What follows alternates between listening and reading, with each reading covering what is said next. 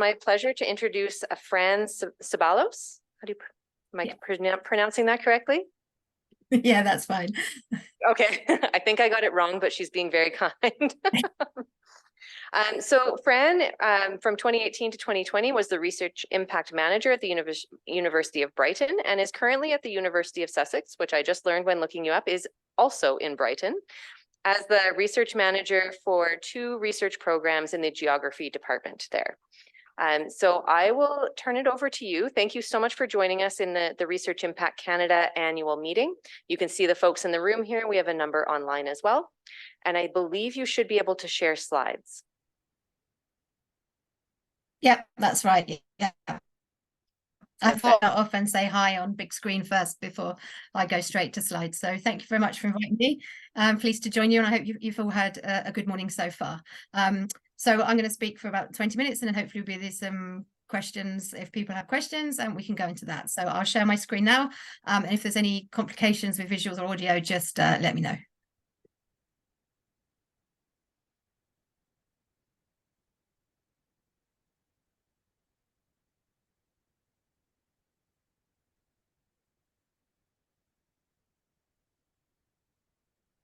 Okay, can everyone see the screen okay? Looks good on our side. Excellent, thanks. So I titled the presentation More Than Words. Strategies are often quite wordy, as we know, but this presentation is based on a paper that's reviewed a number of research impact strategies and is looking to learn from these documents that already exist and to review systematically how they can be better used as tools to help us in the future to actually sort of operationalize impact as a way of addressing challenges in the 21st century. So it's based on this paper, which I co-authored with Mark Reed, who you may know from Fast Track Impact, and Saskia Gent, who runs Insights for Impact, and colleagues from the University of Newcastle. It came about because, there's been a lot of research around impact recently, what it is, how to do it, what's the best ways to be done. And yet nobody's actually looked at the tools that try and support and enable impact to happen. So the idea was to do a kind of a systematic review of impact strategies that exist, try and look at different learnings from different approaches and see, what comes out of the melting pot. So this presentation is based on the paper that emerged from that program of work. It started towards the end of 2020. So as I was transitioning from Brighton as impact manager to Sussex, also in Brighton, as the research manager, and the 2 programs I was going to be managing were international consortia and very impact oriented. So I was able to bring my impact learning into program design as well, which was really useful. I also have a background. I spent 10 years at the Institute of Development Studies, which is one of the strategies that was reviewed as part of the document as well. So that will come up later. Today, I'm just going to give you a couple of disclaimers. Always good to start with disclaimers. Have a look at the methods we used in the paper, look at the emergent themes that came out of our initial analysis, and then how we built a typology of 2 kinds of impact strategy from that, and then the learning for the insights for the strategy. I also want to just look at this changing context, or this issue in the title of the paper of addressing 21st century challenges. So just to sort of give a bit of context on that 21st century challenges, we talk in research a lot about, complexity, wicked problems, systems-based approaches, because, we live in a world where we have conflict, we have disasters, we have climate change, we have, authoritarian regimes, we have economies going out of control, we have people looking at health in different ways, less kind of medicalized and bringing in more holistic stress, looking at how that relates to work and employment, and becoming a much more sort of multidisciplinary and complex world where things intersect. And so we wanted to see, if we want to make impact in these spaces, we need to be thinking about doing research in ways that bring disciplines together and that engage with real world problems, and that actually sort of comes up with solutions that sit across fields and across disciplines. So this just gives an example from Sussex, something I ran about a year ago. So on the left-hand side of your screen, you'll see sort of what I call the 5 domains of potential impact. So, you know, your policy and practice, all the way down to the impact that you can have through teaching and academia. On the left of the screen, this is a UK example, we have the drivers of impact, the sort of systems-based higher education ones. So we have a research excellence framework, which is the UK assessment, happens every 7 years, including impact case studies. We have a knowledge exchange framework, which is, you know, looking very much at commercialization, entrepreneurial skills, and these kind of things that we need to collect data for. And then to support that, there's the higher education innovation funding. So people are being pushed to apply for and utilize these funds. Then we have this idea of the civic university. So the university being place-based, and so that it has a role in its own community, and it should be not just offering jobs to people who live there or study, to potential students, but also integrating with economies, thinking about the natural environment, how to manage it, and, you know, actually working with local authorities and being very sort of proactive in doing that. And this idea as well of a purpose-driven university, which I always think is an interesting use of language. I mean, we all have purpose. But the Times hired world rankings system actually sort of measures universities against their delivery towards obtaining the sustainable development goals. So we have all of these external drivers and all of these potential ranges of impact that can be measured, documented, and contribute to these things. And so at Sussex, we had, you know, multiple different strategies. You have a knowledge exchange strategy, we had a public exchange strategy, public engagement, sorry, a sustainability strategy, there was an initiative on policy, and then the top one, research with impact, was the third aim of the overall strategy. So there's all these multiple different pressures, and within that, how can we actually sort of, I did have on this the links, all the sort of, you know, lines across that connected them up, but it was so messy. So it's just really there as an example of these different drivers and things that are pushing us to think differently as we try and address these different dimensions of challenge in the 21st century. In our methods for the paper, we sought to identify a range of impact strategies. So the criteria, we use Google just to sort of search out research and impact strategies. We had access to international email lists. Mark's very active with the JISC email network, which is Australia, as well as the ARMA, which is UK, and had other connections. They also, some of the authors brought in strategies that were known to them, and this did generate quite a lot of English speaking areas. So we set out, we couldn't obviously do the whole world. We set out to bring in Denmark and Hong Kong as two quite different areas in the world who also may be looking at impact in particular ways. In terms of inclusion or exclusion, so it had to be a unit or an institution that conducted its own research. So for example, even though Research Impact Canada is all about impact, it's not a research institute itself, so we didn't include people like that. They had to be in use at the time of analysis. So we were collecting the strategy around 2020, so it may well be that some of the ones we looked at have now already been replaced. This is a moving playground, and they had to have dedicated sections or substantive goals that looked at the research impact.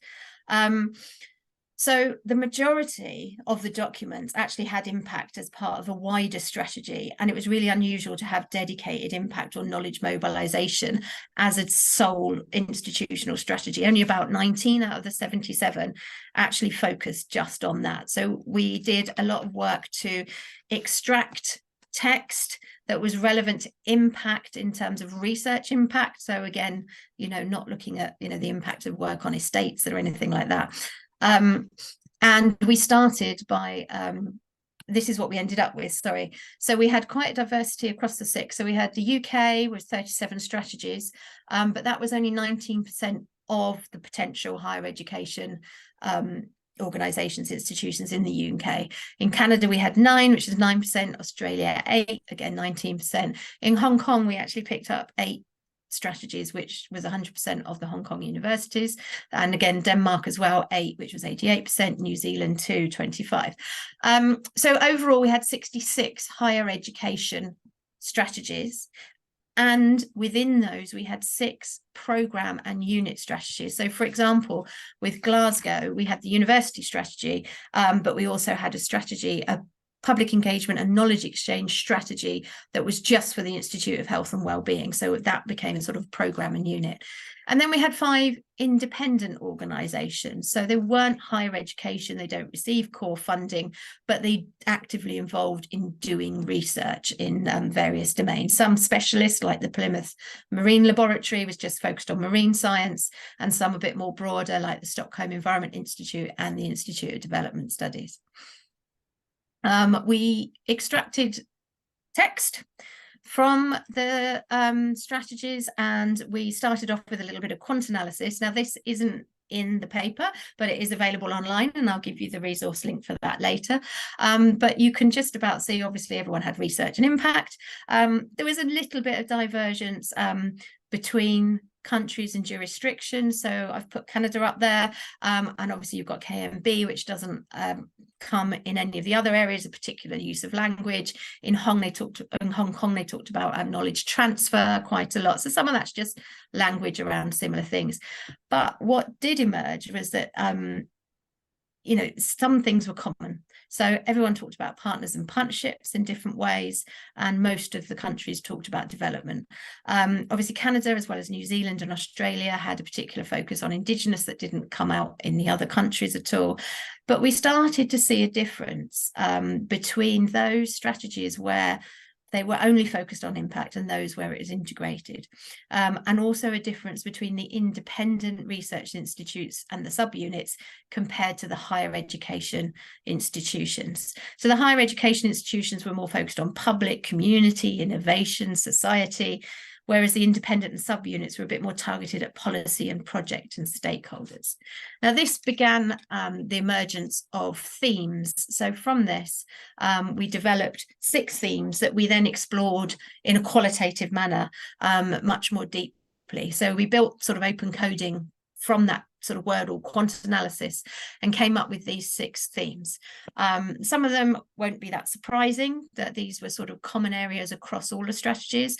But again, a range of different approaches, and some much more sort of deeply spoken to than others. So I'm just going to speak a little bit about the 6 themes before we look at what that means for the typology. So for the partnership and engagement, the first of the themes, it's quite an obvious one. We'd hope that if people are talking about impact, they're talking about partnership and engagement. Nobody really defined partnership. So I spent part of my time at the Institute of Development Studies trying to define what partnership was, and quality and ethical partnerships. So none of that's in here. It's just basically people that you work with in some form and another. It was very, very, very broad. But 51 out of the 77 strategies were quite explicitly talking about partnership engagement. They were often quite high level, so they weren't very strategically targeted in any of them. Large majority of the higher education institutes focused on industry and business. Across the countries, you saw people talking about innovation clusters or innovation precincts or districts. People had science parks, or were doing co-location of business, industry and research. And this was quite a strong emphasis. And this is kind of, I think, from the impact sort of field, this is it connects quite strongly to the commercialization and entrepreneurship side of things. And so this comes out quite a lot. When I worked at Brighton, we had something called the Green Growth Platform, and we used knowledge transfer partnerships to embed researchers into organizations that had ideas but not the skills to turn the ideas into reality. So there was a lot of engineering and sort of relationships, but also business management, how to develop and grow your business. And these were really quite exciting. And then there was more sort of generic stuff. So these were ideas about pooling facilities and expertise. In the civic and public engagement, this one was quite interesting in the sense that it was quite a traditional form of civic and public engagement. Some universities really had just one way. It was just communicating, really. So there was engagement on a very, we have something to tell you. And people even use the words, marketing our knowledge through doing, talks and putting information out on social media. There was a little bit more of a two-way where people would sort of looking at capacity building, so how they can share and build local community and civic capacity by accessing knowledge and sharing knowledge. And in some places there was a little bit more around engagement, whereby this sharing of knowledge also allowed community to then input into gaps and knowledge needs so that it could shape a research agenda. Income generation was surprisingly not as strong as you might have expected it to be. It was there. So some people were, you know, the business, obviously, if you partner with a business, then you hope they're going to pay you to do research potentially. Sometimes there was partnerships around, you know, building, buildings, literally infrastructure, but it wasn't as strong as you might have expected. There seemed to be more an emphasis on social impact through these partnerships, and often references to the SDGs. Internationally, everybody wanted to have international partners. They all had it was in their strategy, but it wasn't very clear. It could have been anyone, quite literally. They'd happy to be partner if it was international. But with Stockholm Environment Institute, for example, one of the independent units, they were a bit more clear that the reason they wanted to partner internationally was because they wanted to access expertise and grounded knowledge, and then build alliances for impacts with partners who operated in the spaces that they want to work. So even though it's based in Sweden, it operates internationally and researches in different spaces. So building partnerships there was much more central to their agenda, as with IDS, CGIR, and even the Marine Laboratory as well. Funders, very different. They're very different. You know, little reference to that at all. People didn't really talk about partnering with funders, although it was mentioned once or twice. You know, people could influence funders. Actually, you know, you keep asking us to do this research, but we think this is what's needed, and that was very, very rare. It wasn't a strategic relationship. And then the Indigenous community, obviously very strong in Australia, New Zealand and Canada, although it wasn't all linked to impact. There were ideas about embedding Indigenous practice and principles, and acknowledging the need to safeguard against instrumentalisation of Indigenous knowledge. So there was quite a range. The independent and specialist units lent a little bit more towards the second theme, which is the co-production and boundary organisation. So there's a few quotes just up on the slide there. And so what came out as quite different here at this level was that these organisations are more targeted. They have a better idea of who they want to reach, and therefore they have a better idea of who they need to work with. Often, you know, fair to say, they're much smaller organisations. They're not higher education institutes with, you know, 2,000 employees. They're 200 maybe, so it's a little bit easier sometimes to work at that level.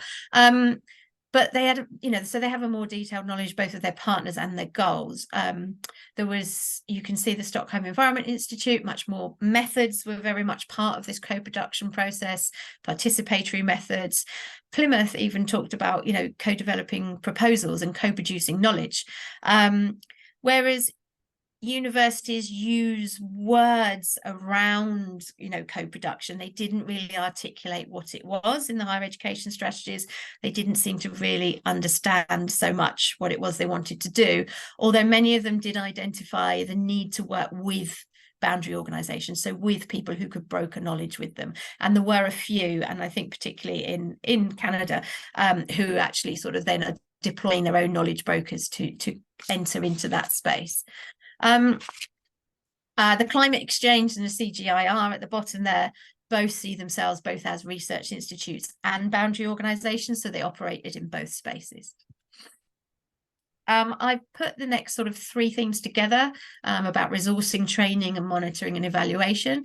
These are very much sort of internal facing. We've talked about external facing, the partnerships, engagement and co-production. These are much more internal institutional kind of approaches, more inward looking. So in the resourcing, often you've got professional staff as well as academic champions, and these sit separately to people who focus on commercialization, who tend to just focus on industry and economics, and these people they're more about the policy and the engagement and a broader sort of stakeholder environment.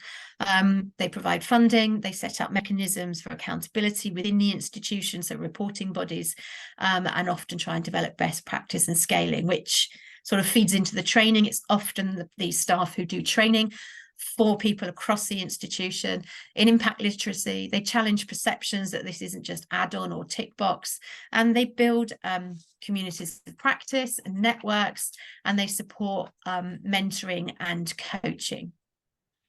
So the slight difference here with some of the independent institutes, and also a little bit at the unit level, but much more the independent ones, where their training was actually outward facing. So whilst they're interested in building their own skills, they were actually much more interested in working with their partners to build their capacity to use the research.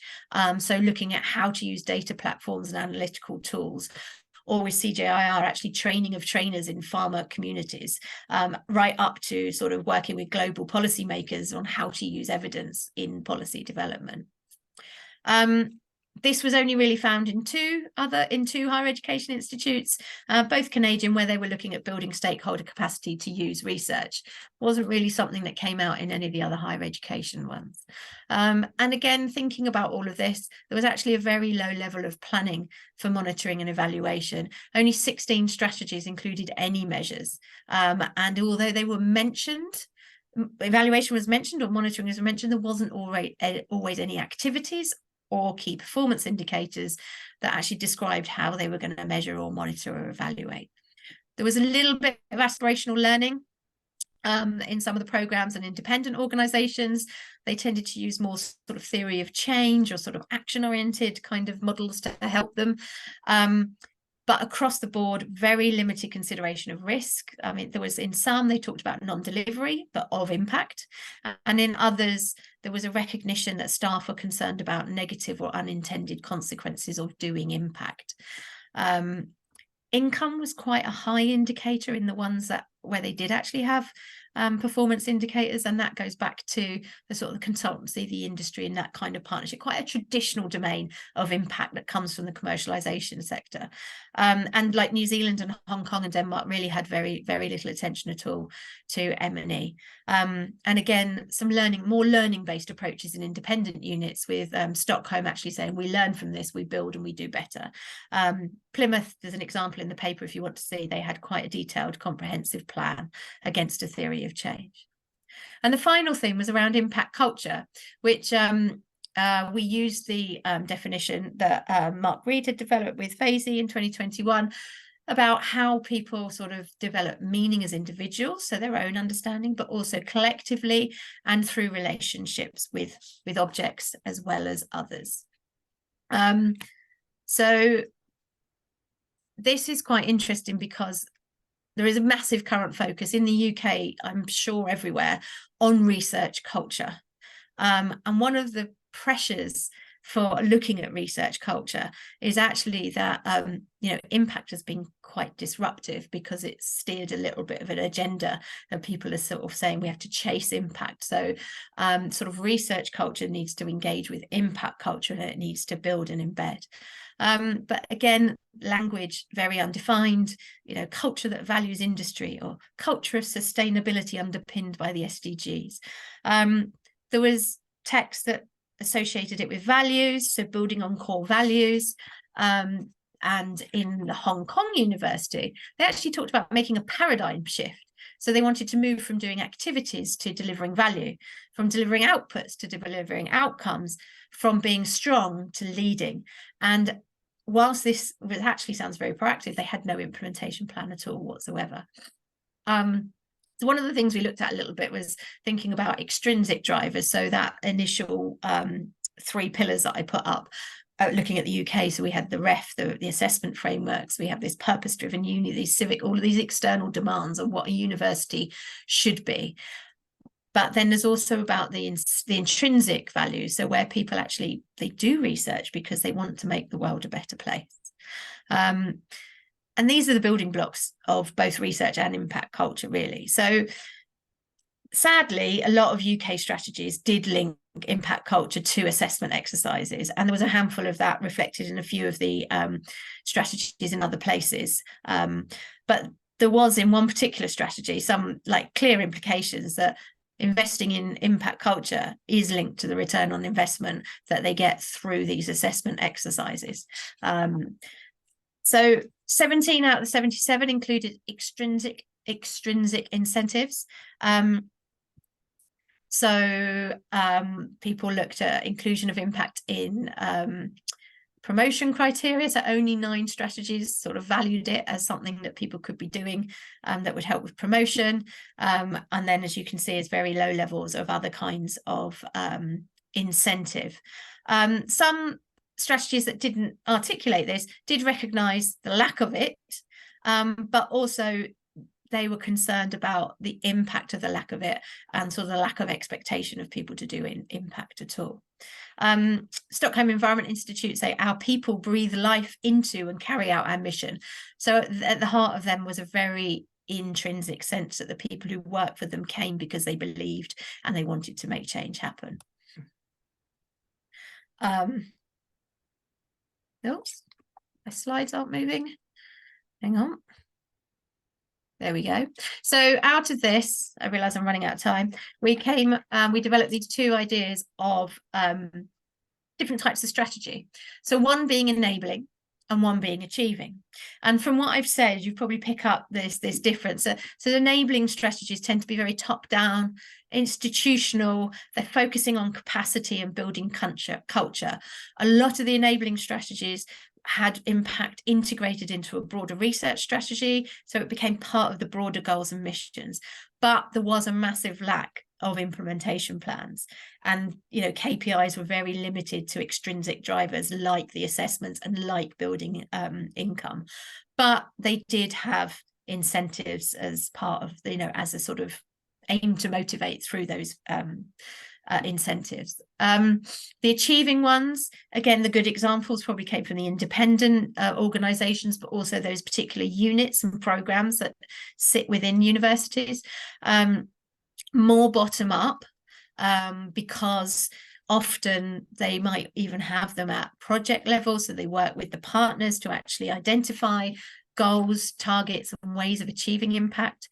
They often take on, or in their organization, they have knowledge brokers as part of their staff team. They use participatory methods, and they're more likely to have an implementation plan with some level of assessment of risk and assumptions and some monitoring against where they start and where they're achieving. They recognize and celebrate impact, so there's a bit more of the sort of intrinsic, building on the intrinsic motivation of staff. They're not mutually exclusive, so some strategies have elements of both, and we don't see that one is better than the other. It's just more knowing where you are, what space you're in, and trying to work out which one best fits you. So in terms of learning from this, one of the things that we want to do so that your strategy becomes more than words is actually identify which one meets the goal and context of your part of the organization. Are you central services? Do you provide an enabling role? Are you supporting people to go out and deliver impact at a sort of, a more localized scale? If you're a much more of a project level or a unit, how can you be much more targeted? But also, how can you draw on central services to help support what it is that you want to do? So this idea of having a nested approach. The institution, the whole university maybe is enabling, and then within that, schools or faculty or units have their own sort of more achieving level strategies. There's a number of external frameworks that sort of support different types of strategy. So, the enabling, thinking about there's 8 principles in the knowledge exchange concordat for achieving theories of change, outcome mapping, that kind of stuff. Look to see what's out there and just be a bit more systematic in terms of mapping stakeholder to organizational or subunit needs. And we did see a couple of examples where people said they were going to map stakeholders sector by sector in response to the institutional strengths, but these were very emergent ideas in that particular strategy. It wasn't an ongoing practice. So that's certainly something that's bubbling up and needs to come to the fore. And then the other idea that partnerships, partnerships are for life. A dog's not for Christmas. A partnership isn't just for a project.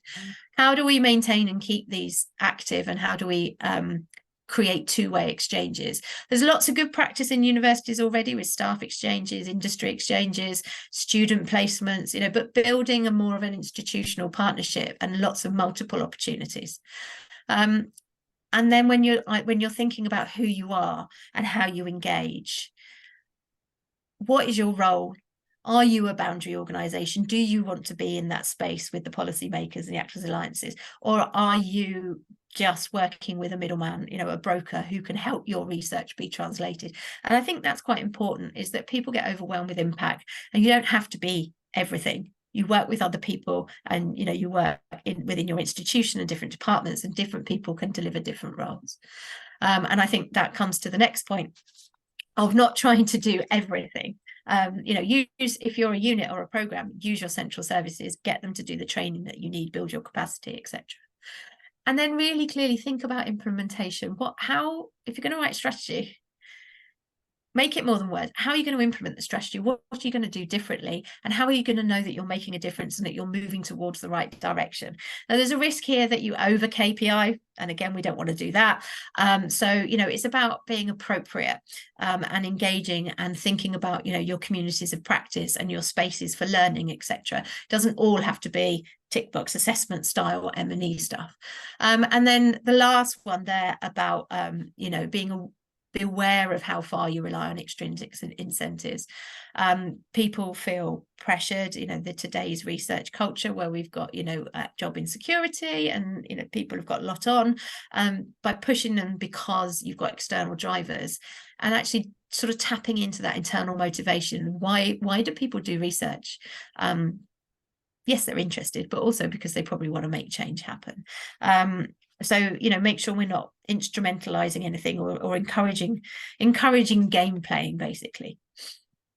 So just a quote to end on from the paper, about, these strategies are powerful when they're specific and when they're accountable, and that means that you can actually create documents that people find value in, and that create a space within which impact cultures can be nurtured at different scales and in different ways that complement each other, and that can actually support a university, an institute, or a particular program to deliver better impact on the ground and meet the kinds of different challenges that we have in the world today.